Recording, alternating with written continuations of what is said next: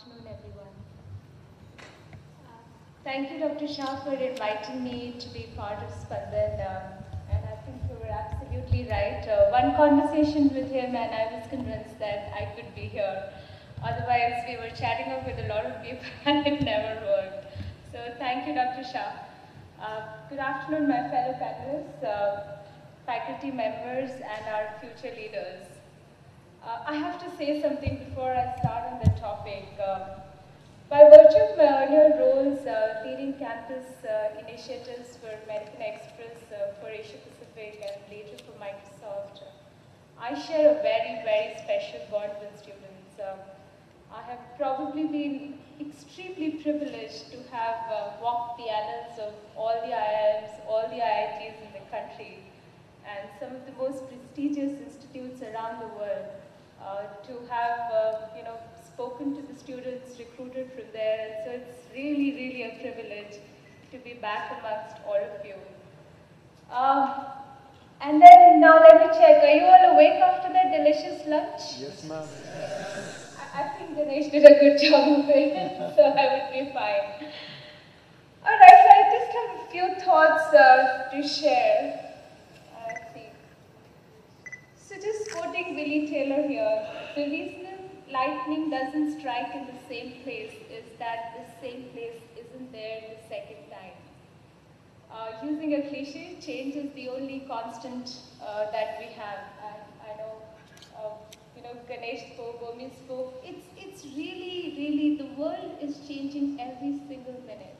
And especially in today's technological it's difficult to survive without changing ourselves. So I looked at it from two stakeholders' point of view, change management in the context of globalization. One is, of course, organizational. And globalization is, in a sense, change management at the very fundamental level. And why do we want to change? Because there is some dissatisfaction at some level with what's the current state. So organizations say, there is more opportunity to expand into new markets.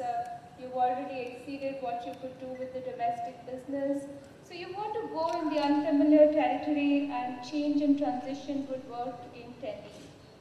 And the second very important part of it is, of course, the individual. So at the individual level, globalization includes cross-border cultural exchanges, and understanding of this multicultural environment becomes a key necessity. Ganesh already said it's easy to change systems and processes. We alluded to that throughout our conversation in the earlier panel discussion as well.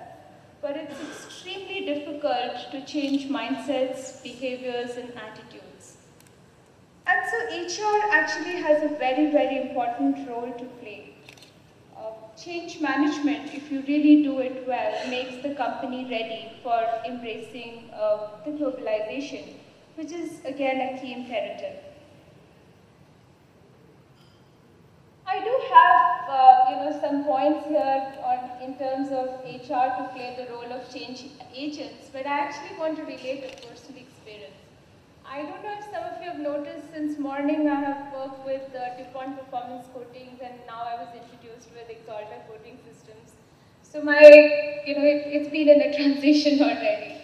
And I really want to talk about it. For the last 1 year, I have actually been in this change, like completely immersed into it, both as an employee and leading it from the forefront as part of the HR leadership for the organization. So just about a year back, DuPont hived off one of their businesses, DuPont Performance Coatings, sold it off to a private equity company. And when you are working with an organization which has a 210-year-old history, you rarely ever think of, what's going to happen next, which is not the case otherwise. Otherwise, the event of recent years have left a lot of people troubled about what's going to happen next. Employees worry about, how they might be affected. They wonder if they will measure up to the demands of change that's happening around them. But I would actually say I was quite insulated from all of it. As an employee working in one of the oldest companies in the world, literally.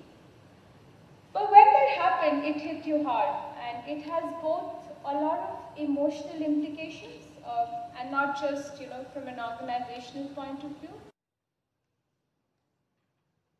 To be able to manage both at a personal level of how am I going to respond to this change, and to be able to lead the 3,000 employees across Asia Pacific that I'm responsible for in helping them lead through this whole process of transition has been one of my greatest challenges over the last year.